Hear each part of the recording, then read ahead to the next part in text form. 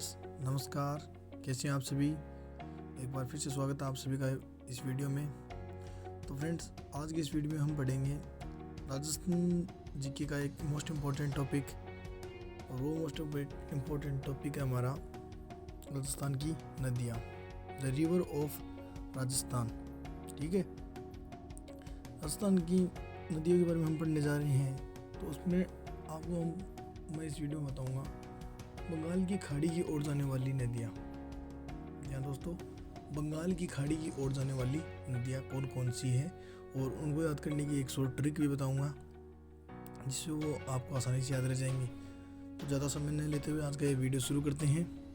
ठीक है, बंगाल की खाड़ी की ओर जाने वाली नदियाँ, उनके लिए हमारी ट्रिक रहेगी बेबस कोका बापा गंग। क्या रहेगी दोस्तों? बेबस कोका बापा गंग। ठीक है, अब आप कहोगे कैसे सर?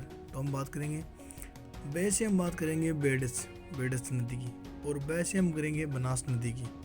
ठीक है, और तै से बात करेंगे हम चंबल नदी की, को से बात करेंगे हम कोठारी नदी की, का से बात करेंगे हम काली सिंध नदी की। ठीक है, और बा से करेंगे बाणगंगा नदी की, पास से करेंगे हम पार्वती नदी की, और गंग से करेंगे हम गंभीरी नदी की, और गए से करेंगे गंभीर, ठीक है, नदी की। और आज हम पढ़ने जा रहे हैं आज की इस वीडियो में चंबल नदी।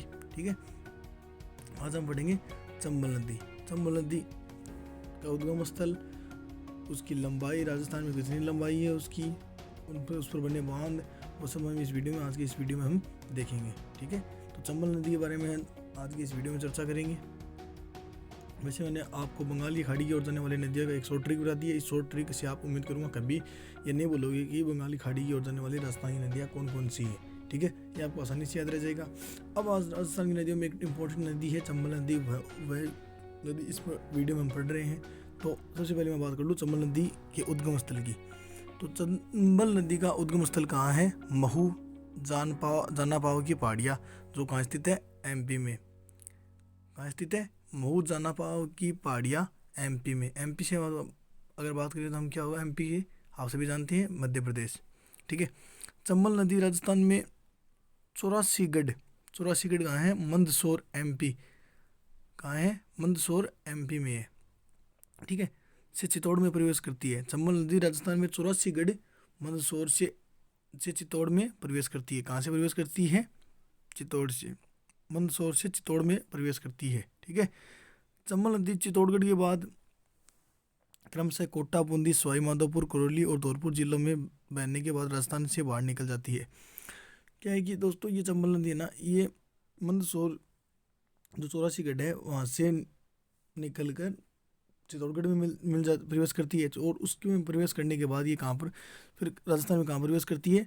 कोटा, बूंदी, सवाई माधोपुर, करौली और धौलपुर जिलों में बहने के बाद ये राजस्थान से बाहर निकल जाती है। चंबल नदी कोटा नदी नहीं सॉरी दोस्तों, चंबल नदी कोटा बूंदी की सीमा पर बनाती है। चंबल नदी कोटा बूंदी की सीमा बनाती है। ठीक है, चंबल नदी 3 राज्यों में प्रवाहित होती है। चंबल नदी कितने राज्यों में प्रवाहित होती है? इंपॉर्टेंट क्वेश्चन ये। तो चंबल नदी दोस्तों 3 राज्यों में प्रवाहित होती है, MP, UP और RJ अर्थात राजस्थान। मध्य प्रदेश, उत्तर प्रदेश और राजस्थान में प्रवाहित होती है कौन? चंबल नदी। ठीक है, इन 3 राज्यों में चंबल नदी प्रवाहित होती है। ठीक है, अब बात कर रहे हैं हम चंबल नदी मध्य प्रदेश के साथ राजस्थान के 3 जिलों धौलपुर, सवाई माधोपुर, करौली के साथ सीमा बनाती है। ठीक है, चंबल नदी क्या है? मध्य प्रदेश के साथ राजस्थान के 3 जिलों से सीमा बनाती है, और वो 3 जिले हैं धौलपुर, सवाई माधोपुर और करौली। ठीक है, चंबल नदी राजस्थान की एकमात्र ऐसी नदी है जो कि दक्षिण से उत्तर की ओर बहती है। एक इम्पोर्टेंट क्वेश्चन निकल के आ रहा है, वो इम्पोर्टेंट क्वेश्चन क्या है कि चंबल नदी राजस्थान की एकमात्र ऐसी नदी है जो कि दक्षिण से उत्तर की ओर बहती है। ठीक है, ऐसी कौन सी नदी है? ये क्वेश्चन आ जाए आपके पास कि जो दक्षिण से उत्तर की ओर बहती है, तो आपका आंसर क्या रहेगा इसमें? चंबल नदी। ठीक है दोस्तों, क्या रहेगा आपका आंसर? चंबल नदी।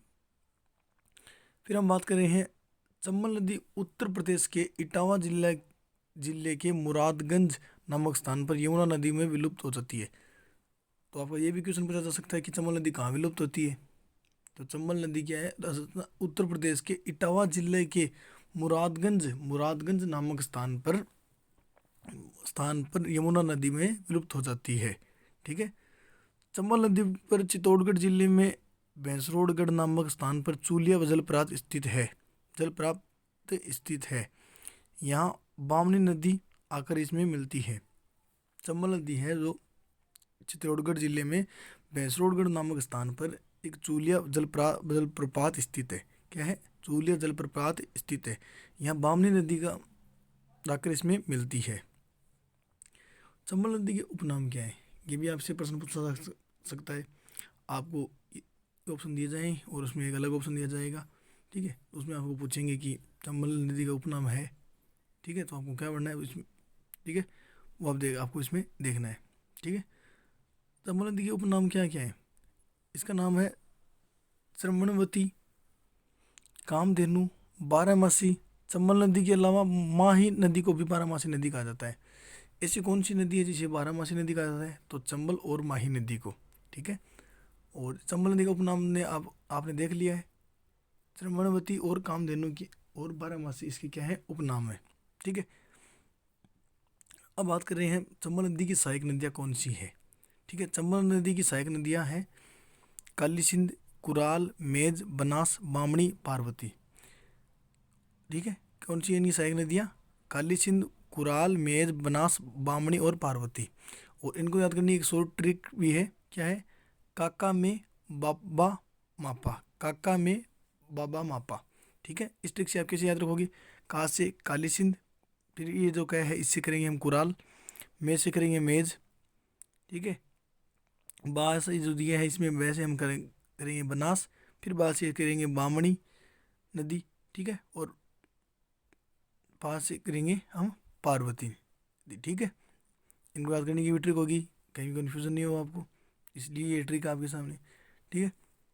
देख लेना आप सभी, इंपॉर्टेंट वीडियो साबित होएगा आपके लिए ये। ठीक है। फिर चंबल नदी की कुल लंबाई कितनी है? चंबल नदी की कुल लंबाई है 965 या 966 किलोमीटर। ठीक है। कितनी है? 965 या 966 किलोमीटर। राजस्थान में चंबल नदी की लंबाई कितनी है? अक्सर राजस्थान जी के में ये एक प्रश्न आपसे पूछा जाता है कि राजस्थान में चंबल नदी की लंबाई कितनी है। राजस्थान में पूछ रहा है वो आपको, आप उसमें ये नहीं कर देना 965 या 66 का ऑप्शन आया तो वो नहीं कर देना आप।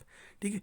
आपको क्या करना है, प्रश्न दे पढ़ना है कि राजस्थान में चंबल नदी की लंबाई पूछ रहा है तो राजस्थान में चंबल नदी की लंबाई है 135 किलोमीटर।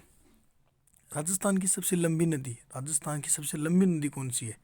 बनास नदी। ये प्रश्न भी आप इम्पोर्टेंट प्रश्न है, कई बार प्रश्न परीक्षा में पूछा जाता है ये प्रश्न कि राजस्थान की सबसे लंबी नदी कौन सी है। राजस्थान की सबसे लंबी नदी है बनास। ठीक है। राज्य में सर्वाधिक सतही जल चंबल नदी में उपलब्ध होता है। राजस्थान राज्य में सर्वाधिक सतह पर जल चंबल नदी में ही उपलब्ध होता है। कहाँ उपलब्ध होता है? चंबल नदी पर ही उपलब्ध होता है। सर्वाधिक जल ग्रहण क्षमता वाली नदी, ऐसी कौन सी नदी है जो सर्वाधिक जल ग्रहण क्षमता वाली नदी है?